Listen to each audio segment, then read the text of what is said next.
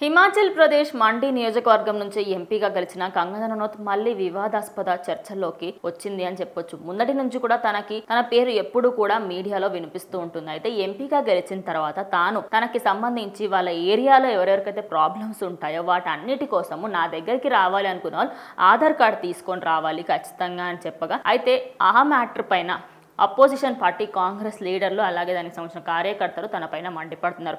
నీ దగ్గరికి రావాలంటే ఆధార్ కార్డు తీసుకొని రావడం ఎందుకు? సమస్యలు చెప్పేటప్పుడు వినడానికి ఉండాలి, కానీ అసలు ఎందుకు నీకు ఒక పర్టికులర్గా ఆధార్ కార్డు తీసుకొస్తే ఏం మారుతుంది? అదే సమస్యలతో వస్తారు కదా అని చెప్పేసి వాళ్ళు విమర్శిస్తూ ఉన్నారు. ఓవరాల్గా చూసుకుంటే ఇటు కంగనా రనౌత్ ముందు నుంచి అయినా సరే తన పార్టీకి సంబంధించి బీజేపీలో పోటీ చేసిన వెంటనే తను గెలవడం జరిగింది. అటు మంచి మెజారిటీతో గెలిచినా కూడా ఇలాంటి సంఘటనల వల్ల తన పైన కొంచెం బ్యాడ్ అనేది స్టార్ట్ అయిపోయిందని చెప్పొచ్చు. సో మొత్తంగా అయితే వెయిట్ చేసి చూస్తే తెలిసిపోతుంది ఏంటి అనేది.